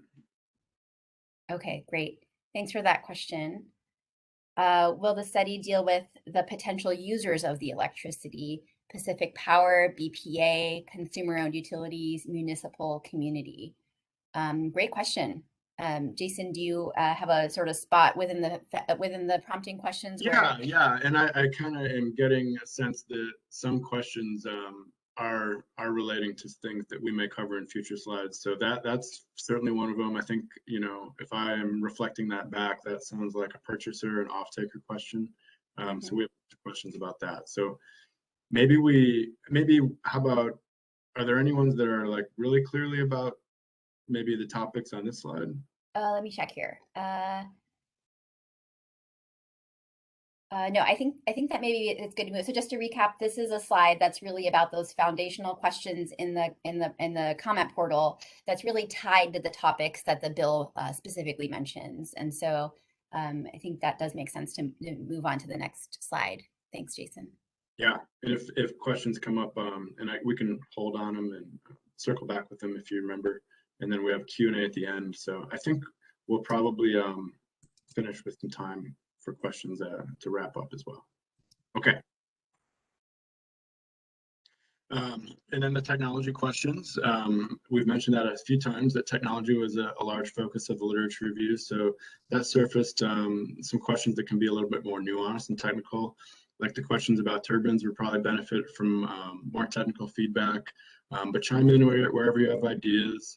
The turbines can be really big, and the larger they get, the more power they can generate, which helps lower the cost of electricity over the life of the project. So we're interested in hearing, you know, from people about how big these turbines could get in the future. What are some of the benefits and challenges of larger turbines? Like, are there limitations on how big they can get? Similar questions about floating platforms, but even those have opportunities for more general feedback, like any potential benefits and challenges relating to if and how they could be fabricated at Oregon ports, for example. The floating offshore wind component, the floating platform component is really the master key that unlocks the ability for floating offshore wind projects to be even considered for the deep water oceans. And those are what we have here in Oregon. So right now, these platforms are still in early stages with a lot of different designs being experimented with, and they're relatively expensive because they aren't being mass produced. So we have a few questions about the cost of these platforms, and are looking for feedback about how their costs affect the viability of floating offshore wind projects in general, and feedback on the types of efforts that could help lower these costs. One way to mass produce them is at port, where the floating offshore wind project would be deployed from, and that helps lower the transportation costs of delivering them. So we have some questions related to how these platforms could be made at Oregon ports, and whether there are other ports outside Oregon that could also make these platforms, and how that could impact the costs and benefits for Oregon. So, you know, just flagging that there's some tie-in here on these platform questions with economic development too. Quick check-in, maybe any questions on the turbines or the floating platform questions? I'm not seeing any specific questions here quite yet about these specific prompting question topics. There is a few things in the chat that I'll just mention since we're pausing. There was a request to repeat or post in the chat the definition of environmental justice. That definition that Jason provided comes from the Oregon Environmental Justice Task Force. And my colleague Christy added a link to that webpage where that definition is, as well as a really handy handbook for agencies that has more information. Alan provided a bit more context for Odo's scope here. In terms of the task to summarize key findings from literature review and collect stakeholder feedback, including opportunities for future study and engagement. So we really love the questions, keep them coming, and we'll include them as part of what we heard during this process. There was a question about, will the study include peer review and participation from academia? Thanks for that question. I don't know if there'll be peer review per se, but participation is certainly welcome as far as identifying studies and reports from academia that would help us with the literature review on these within the scope of the study. So I think that participation from academia is welcome. There is going to be an opportunity in the middle of the summer to sort of share, you know, draft findings of what we've heard through the process. And so that might be an opportunity to jump in with feedback then. Thank you for that question. General question, is the literature review restricted to just published literature? There's a great deal of info that is based on experiential knowledge that is not necessarily published anywhere. An example would be how development might impact individual fishing businesses. Do you plan to capture experiential knowledge in the literature review? Wow, Dave, that's a really great question that you have posed because we have been thinking about how to articulate that. So the literature review is really focused on seeing what studies and reports are out there, and often that leads to sort of quantitative results and findings. But we know there's a lot more information out there, which is exactly why we have these prompting questions and opportunity for comment. We would love to hear experiential knowledge, examples, case studies, anecdotes, whatever sort of will help us to illustrate and round out what may not be in the literature because there's not data around that specific topic. So really appreciate that question and opportunity sort of to describe one of the intents of the comment portal and prompting questions to collect that type of information through from stakeholders and the public. Let's see, do all of the port activities need to be done in the same place or can they be split between local and existing ports? That, Jason, I might turn that Good to you. question. Next Yeah. slide, or maybe two slides. I don't know which Is one, that in but two we're slides? going Okay. to talk. Okay, Kathy, that's a really great question. I'm just gonna pause it until we get to that slide, and if we don't cover it, we'll come back to it. Let's see. Another question, will this study overlap with BOEM's port feasibility study? I'm not familiar with the timing for the port feasibility study, but I think there's a few people from BOEM on the line here and would welcome sort of that information to be provided in the chat. This study and report process will be complete by November 15th, 2022. So if the timing overlaps there and if there's information that comes out of the port feasibility study that could be captured in the literature review, I think we would welcome that. Can you expand on how much we know about the integrity of the mooring systems and how well they function in a high energy wave environment? Thank you for that question. I know that there is prompting questions around technology that you see here. And I think that there have been some studies and reports that are contained in the existing sort of draft literature review. I think that we would really welcome more if you're aware of more or different studies or reports on that topic. Jason, do you want to add anything to that one? I think that'd be a great topic. If anybody up and down the spectrum of knowledge, from expert to novice, would have some information on mooring lines and performance in high wave events, strong energy wave events. There was just the Tonga tsunami. I guess it turned into a tsunami, but the volcano explosion. So, as climate change increases, these the volatility and the strength of these storms are expected to increase. And so it's an issue. We flagged a bit about this in the literature review. There's been some studies about the technology's resilience, so to speak, in storm and its reliability out there in the open ocean. And a lot of the studies are, inconclusive, just because the technology is such early stages. There haven't been a lot of reporting on its ability to withstand a lot of events, but I think it's pretty well studied for like 500-year event storms. But that kind of feedback would go here in question 10 probably. Thanks, Jason. And one thing, I think I might have said November, and I was not trying to bias another month. The statutory deadline is actually September 15th, 2022. Sorry, I misspoke, and I hope that didn't create any confusion. 2 months. But what about us 2 more months? That's true. Let's see. We have a response in the chat from Whitney on the Port of Coos Bay infrastructure assessment for offshore wind development study funded by BOEM, which will include a final report due in September of 2022. And there's a link in there if you're interested in learning more. So it sounds like there'll be some information potentially coming out of that may be relevant for our group and our study. Let's see. Charlie has a question on, can we forecast to some degree evolving technology, size, anchoring, surface expression, etc., and adapt planning based on variability of impact and benefits? That's a great question. I wonder if that's something that we can capture through the comment portal or if there's other studies that you've seen, Jason, on that topic that's already in the literature review. Yeah, I mean, reflecting the question back, I heard essentially how big it can be, limitations. Can be forecast to some degree evolving technology, size, anchoring, surface expression, etc., and adapt planning based on variability of impacts and benefits. Yeah, I mean, we would welcome input on that question. We're kind of looking at existing literature.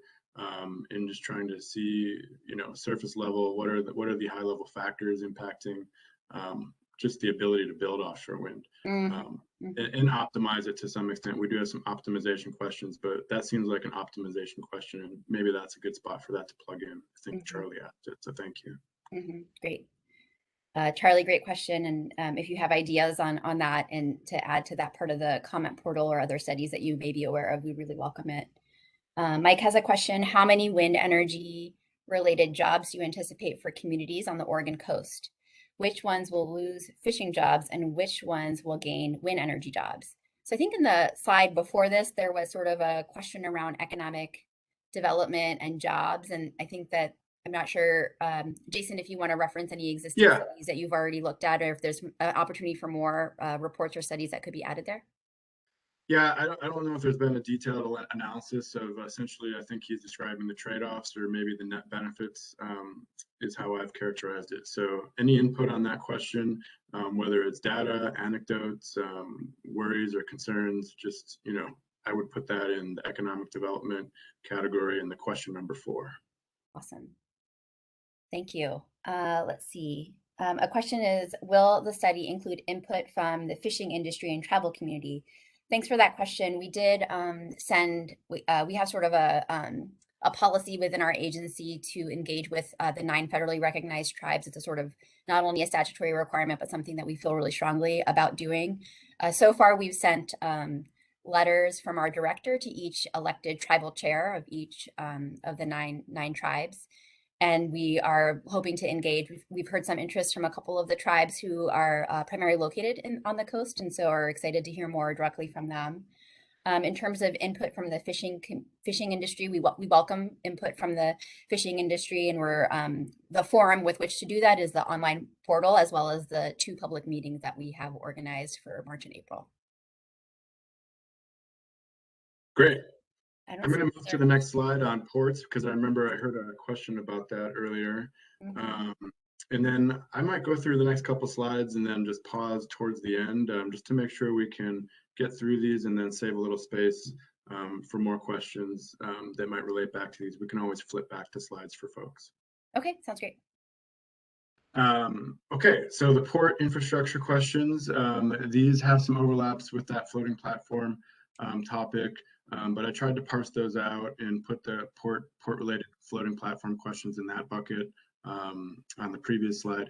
And these questions are more general. And so, the ports come in a variety of shapes, sizes, and functions. So we're interested in hearing more about ports and, how many ports does offshore wind need? Can many different ports support offshore wind, or does it need to be one multifunctional port that can do it all?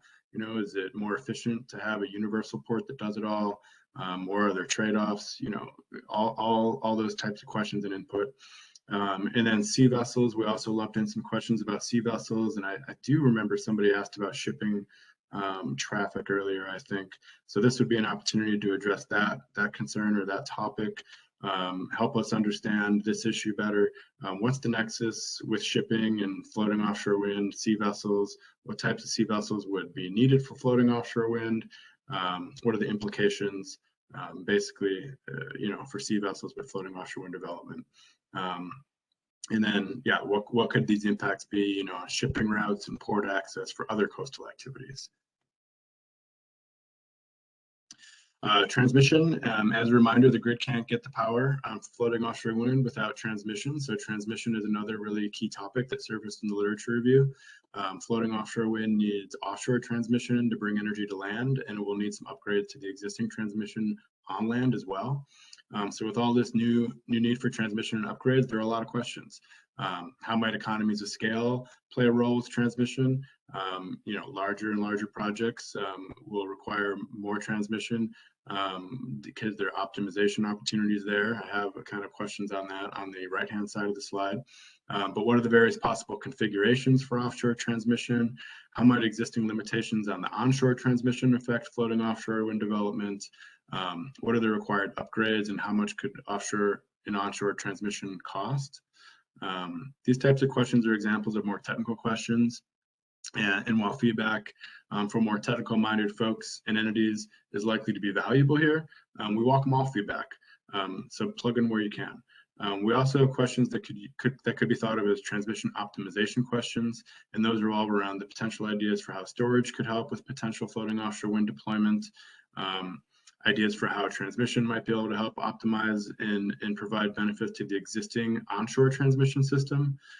So feedback around the idea of subsea backbone transmission lines that could serve Oregon and other West Coast states is flagged.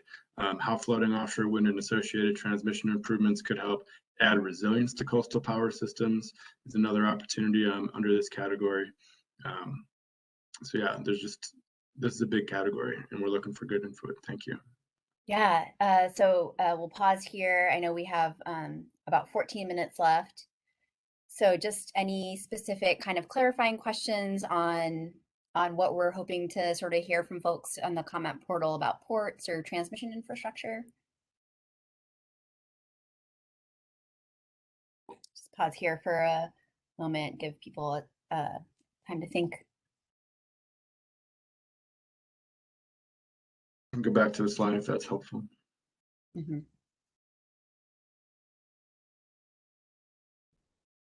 So I think Jason said this before in terms of the ports question.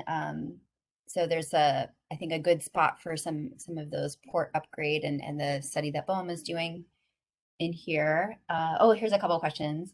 How possible do you think it is for more significant transmission upgrades to the coast to follow offshore wind development on the Oregon coast? And another one is, does the literature review report identify at what point transmission upgrades or port improvements would be necessary? Jason, are there any kind of existing studies or reports that you've reviewed that are in the draft that people might, build on with additional comments, or are you sort of really looking for some more studies or reports on those 2 points? Yeah, I mean, I think one of those questions was pretty discrete. Yeah, there's been some studies. I think there need to be more studies, but there have been some studies on the existing transmission infrastructure, and some numbers are between the 2 and 2.5 gigawatt range for what could be integrated without substantial transmission upgrades. We have questions about what these upgrade costs could be. Substantial is a subjective term. I'm not sure quantitatively what necessarily that could mean. So there's also a lot of questions about all these topics. How could onshore land transmission, what was that other question about expanding transmission to accommodate offshore wind or something? Yeah, Yeah. the other one. Uh-huh. It's all possible, right? I mean, we're in the early stages, and so this end product, just a reminder, is going to have more questions in it than answers, right? I think we're going to flag a lot of things and highlight, topics that are, really more primary, essentially, just to help the legislature understand this issue at a relatively high level, and maybe not lose them in the weeds so much. But it'll certainly have an appendix, and it'll have a lot of great data in it, and it's a weedy subject, so those that want to venture into it can go for it. But we're really shooting for kind of high level stuff. Yeah, and I think that the question about more significant transmission upgrades, you flagged that the literature has really shown that to be a really significant area and key topic. So if there are other reports and studies, in fact, in the bubble chart that Jason had showed before, there's some other activity occurring in California through a grant from DoD to study transmission more specifically. So that will be something to watch as well. And in terms of identify at what point transmission upgrades or port improvements would be necessary, I think that's asking like point in time. I'm not sure if the literature really has that level of specificity that we've seen so far, but if you do see studies or reports or have some experience on that timing question, I think we really welcome that. There's a question of when will the military needs assessment summary be available to the public? I think that might be referring to the Oregon Renewable Energy Siting Assessment.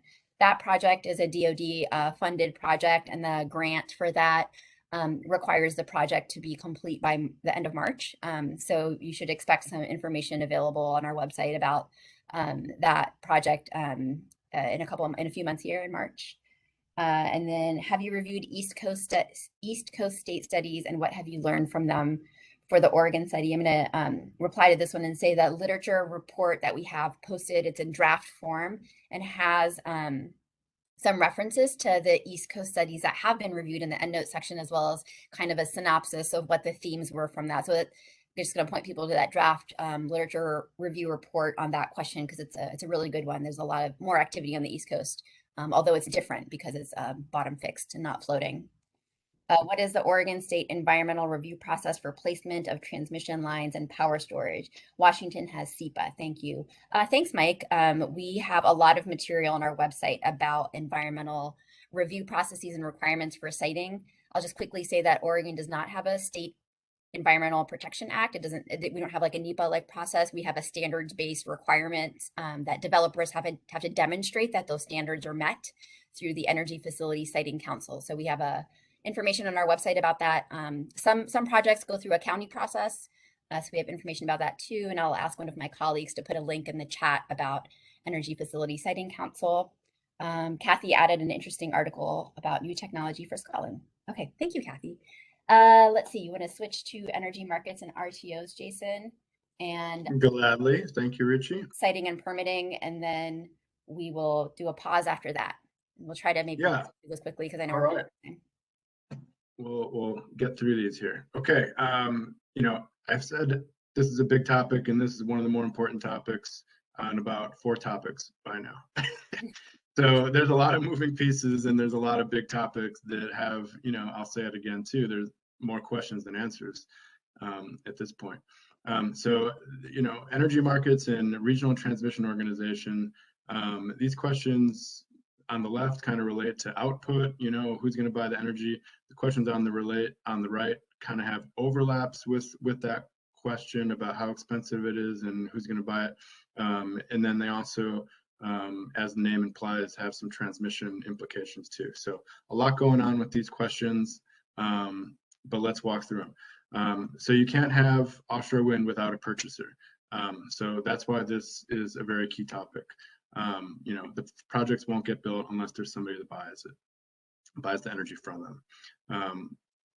And then questions about the output. So we're looking for input on the output. I thought that I had to get that in there. But for example, how could output be shared across multiple off-takers? Are there barriers or challenges with cooperative arrangements? Could energy from floating offshore wind be purchased by an Oregon utility? Or could the energy be purchased by an out-of-state utility? What about first mover advantages with deploying floating offshore wind and potentially being one of the first to purchase the floating offshore wind output? And then shifting gears to the regional transmission organizations. You know, for those who want to learn more about what an RTO is, that's the acronym there. We've included a link below to the department's RTO study that just concluded at the end of last year. So it's pretty recent. And the department's 2020 biennial energy report also has some background info on centralized energy markets and RTOs. And this is available on the department's website. For now, though, the quick point is that many areas of the country where offshore wind is already being developed, like we've talked about the East Coast, so that's a great example.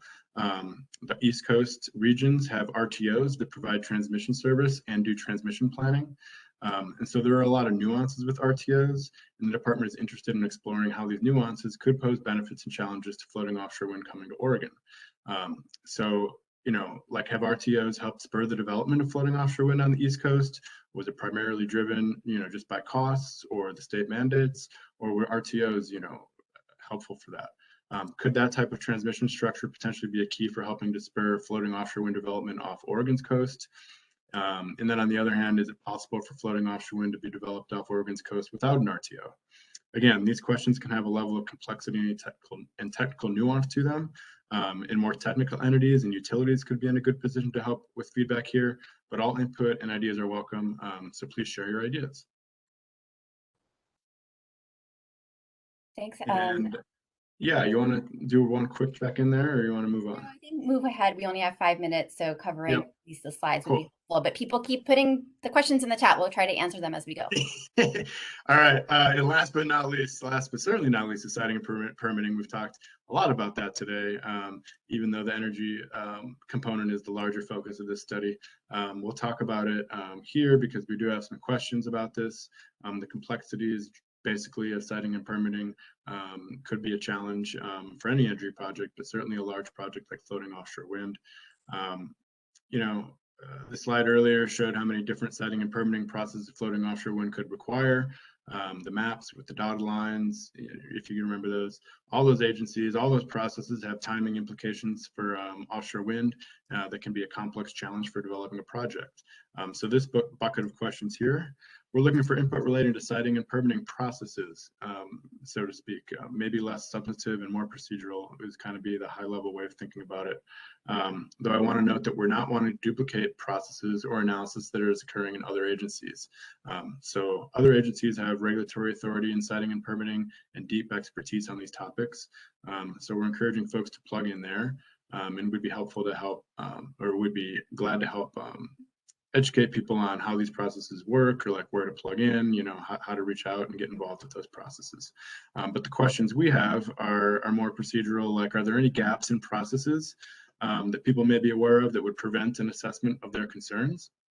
Are there particular concerns that are really significant to you that you think might not be adequately addressed in a siting or permitting process? Maybe people know about some best practices that floating offshore wind could use to avoid, minimize, mitigate, and monitor potential effects. And again, this topic, like most of them, can have a range of nuance to them. So some technical nuances and a bit of complexity to it. So our questions are aimed at somewhat higher level procedural aspects and less so on the more substantive aspects, such as specific impacts to specific environmental, natural, and cultural resources. So yeah, let's check in here. Some other than these questions, do people have any information? Do people think they have enough information on how they can participate in siting and permitting? Does this slide cover the type of siting and permitting feedback and info that you would like to provide to the department? Those are some more questions for people to think about. Great, thank you. I don't see any specific questions about these slides on the chat, but there are some questions about asking for some links for the questionnaire, which I think is the prompting question. So it might actually be helpful to cover the slides here. Yeah. Slides. Last 2 minutes. Did I go for it? Let me go for it and cover these website slides that we're looking for people to plug in on. Oh, I forgot about this guy. We already covered this a few times, but we're also looking for additional topics or any feedback on the draft literature report itself. So these are a couple pre-canned, pre-identified slots in the question buckets for people to put, and kind of like catch-alls, additional topics, or think of this as where to plug in if you didn't see any topics that related to your concerns or your areas of interest in earlier questions. Okay, and I just kind of skipped ahead, but let's go through this web portal for submitting feedback. The link is here. It's in a couple other slides, I believe. It's also online on our website, the study webpage for this floating offshore wind study. There's instructions there. I highly encourage everybody to please read those. Really at a high level, we're asking for a few required fields. People are probably familiar with that. By this day and age in the digital era, sometimes there's some required fields. So it's just your name, your email, and your zip code, just to help us get a flavor and track where all our wonderful comments are coming from. An important part is this next button down here. It might not be that visible, but we also have the high level category names down here for people to kind of track along to where they're at with all those questions I just went through. But the next button is important because if you hit the next button, it'll save the text you entered into a box. So for example, I did that here, and then you can come back. And so if you're going through this and, we have a lot of questions, if you're a great engager and you're engaging on all the questions, it might be a little overwhelming and take a lot more than one sitting, basically. So you can save your work and then come back to it, but you have to hit that next button in order to save everything on these, pre-canned carve out categorical screens here. So there's 1, 2, 3, 4, 5, 6, or 7 of them. And then you can come back, and you can also do a Word document, type your things in, and then cut and paste them in. Another way to kind of save your work and make sure you don't lose all that valuable input before you hit the submit button. And then that brings us to the end here. When you get to the last questions in the miscellaneous bucket, you'll put in your input and then hit submit, and then that'll come to us. and then you'll have 4 weeks. So I think that's pretty good time. Today is the 20th, tomorrow's the 21st. 4 weeks spanning throughout the end of the month into February to give us this initial feedback. We'll use that feedback to kind of parse through, analyze, and then really what we're going to do with that feedback is use it to kind of tee up areas to focus on during these other 2 public meetings. So this is kind of just the kickoff informational meeting, let everybody know the draft lit review is up on the website, walk through the questions like we've just done, and then kind of wait for your feedback. Great. Well, I think that might be the last slide. Sorry, we're about a minute over here. If you had to drop off, we totally understand.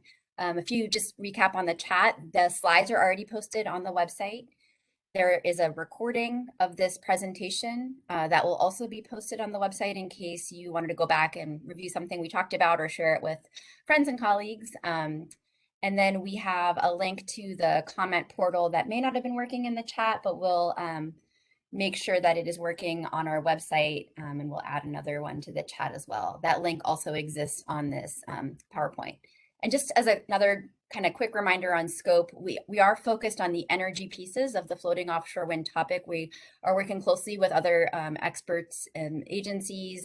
There's a lot of activities at the Bureau of Ocean Energy Management and Department of Land and Conservation Development, and we are looking for your comments and your feedback on the types of questions that you have that could lead to further research or studies on those topics. But as it relates to our literature review and perspectives on the questions, we're really hoping to focus on the energy pieces of this question as we hear more feedback and your suggestions for reports and studies.